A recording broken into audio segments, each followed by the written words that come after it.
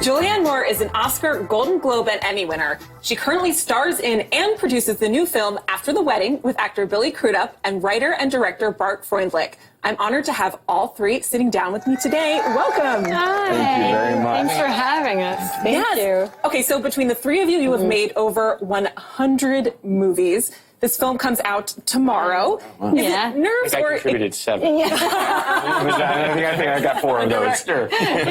We're gonna get into some of the specific numbers, I promise you. But knowing that this hits big screens tomorrow, is it nerves or excitement?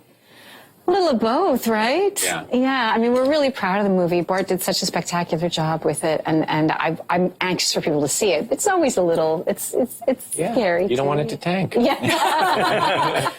And you have personal investments because these are people, you know, that are close friends and who we care about. You see all the work that they have to put in on a practical and an emotional way. And so, of course, you want the work to be able to reach people. And so, and always a bit of both.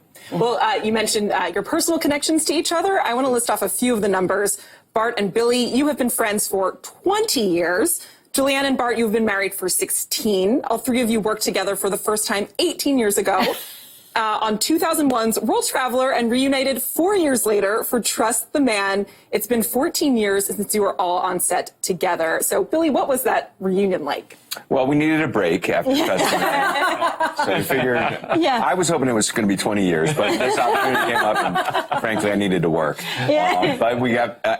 I have to tell you, it is such a chaotic environment usually going on film sets, and you meet a whole new group of people almost every time. I mean, the older you get, the more of them aren't so new. You've met them before. But rarely do you have people who you have a shared history with. And that makes for a really lovely experience for me.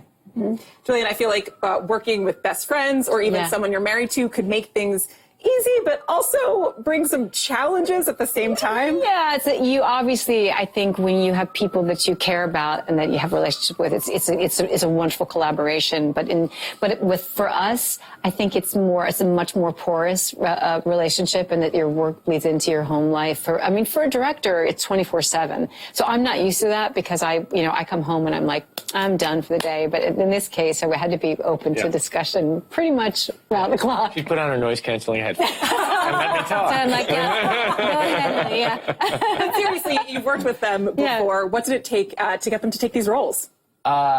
Well, you know what it takes, honestly, is writing a good script, which hopefully I did based on Susanne Bier's Danish Film, which was such a strong story to build on. But both of them as actors are so script-based. You know, neither of them are going to say yes just to an idea or just because I beg. I mean, maybe because I beg. But in they're I think part of it, I've heard you speak about this especially, you want to make sure as an actor that you can, or even as a director, you can deliver when you get there. So you don't want to do something just as a favor that you can't bring your best to. So I really have to raise my game as a writer in hopes that they'll be attracted to those roles. And then the rest of it is honestly easy and fantastic, having people that you know and love around. So you don't have to have all the awkwardness. You have a different kind of awkwardness, I guess. But it's you don't have to have that getting to know each other, how do you like to work thing. What is the awkwardness you're referring to? Is it something I did? Yeah, no, I did have a bad idea. It's the running out of things to say. That's right. Wow, I've seen you a lot. Wow, we've been together forever, huh? Yeah. Oh well. Okay. Okay. I'll see you in the car in 5 minutes. Where are we going to eat tonight? Well, I watched the film, and there are quite a few twists and turns. So let's take a look at a few moments. Isabel runs an orphanage in India that I'm thinking of funding. Oh. Yeah. What are you doing? I don't trust your wife. She's going to give you money for your charity, and you're going to question her integrity, huh? 20 million. What does she want? Now, this is a remake of an Oscar-nominated Danish film, and Bart, you mentioned you both wrote and directed it. What are the challenges of adapting it for an American audience? Well, it's both easier and harder because I don't want to diminish the original film, which is so good. And I was so in love with that film and the way it explored three-dimensional characters and the real stuff of life, like the real messiness of life and relationships, but also had this big plot. It was all of these secrets revealed one after the other. And I don't feel like you get both of those things in movies together. So I guess the challenge for me was finding my own way into it, and that started with this idea of gender swapping the three leads, and that allowed us to kind of create a totally different backstory.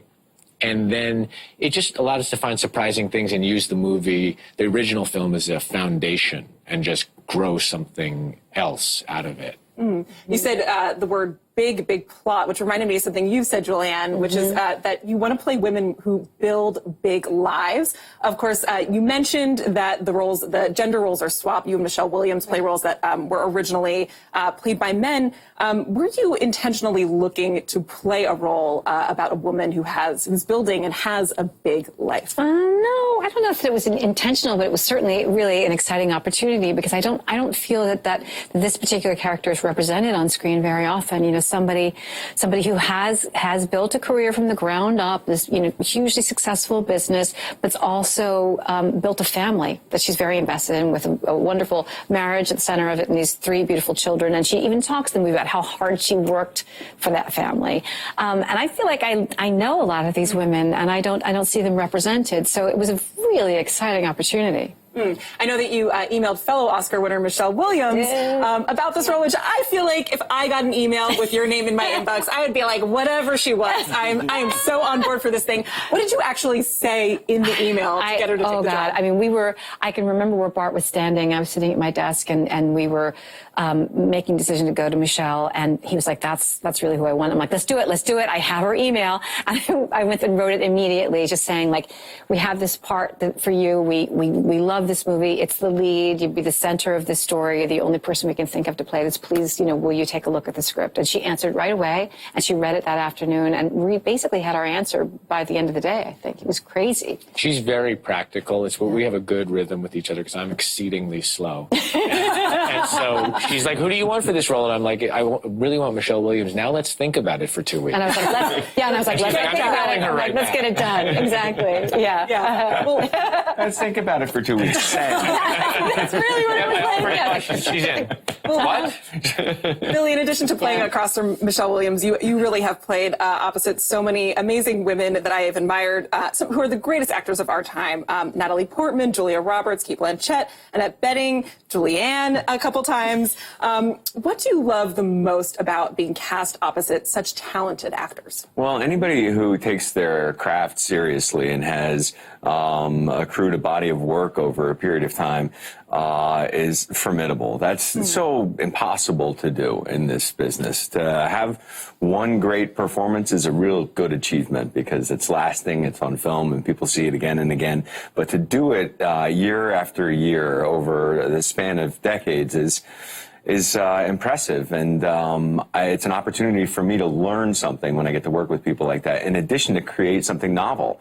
I know that they'll be present for what I have to offer, and I can be present to understand what they're offering, and something new will develop between us. When you work with people who don't have as much experience or haven't had as much success, you can often feel very guarded, because your major concern is not being fired. That's most actors live with that all the time. Yeah. So if you don't have the foundation of success, you can be very guarded in your work, protecting against doing something that somebody else will not like.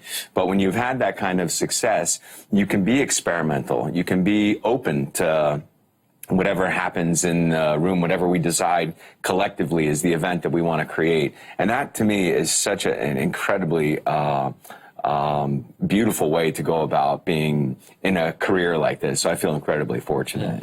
Yeah, but who'd you like the best? She's got red hair. You asked the tough question, not me. Yeah. I didn't know you could fire her. Well, Billy, there's something.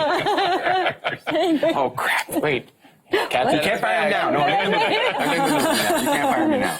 Billy, there's something that you said that stuck with me that your character says in the film, which is that he's no longer a, quote, an idiotic idealist as he's gotten older. I was wondering, can you relate to that idea that as you've gotten older, have you become less idealizing at all? I don't think so, actually. I don't think I've become cynical about things. I think you do become overwhelmed by life at times, and sometimes you arrive in the middle of your life without all the resources to manage the things that have become now what it means to be an adult. And but I still have the same sense of curiosity and drive that I had when I was younger, and I do. Of course, you learn about things that you don't know about before, so you become informed, and hopefully it doesn't crush your soul along the way. But I've had enough great experiences and have had the chance to encounter so many inspiring people that as I get older, I do feel like I'm as idealistic as I ever was. What about the idiot part? Oh, yeah. Interesting, how you skirted past that. Yeah. Well, my son tells me I'm getting dumber.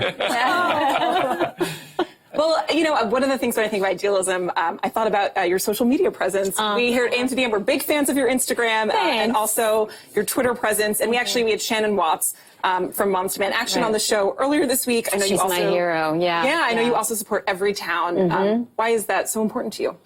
Well, I think as a parent and as a citizen, I realized that I wasn't going to be keeping my children safe from gun violence unless I did something about it. And that's when I went to Every Town and Moms Demand, and I formed a creative council of actors and artists who are willing to speak out against gun violence. I've been very, very inspired by everything that Shannon Watts has done, and it's more crucial than ever, obviously.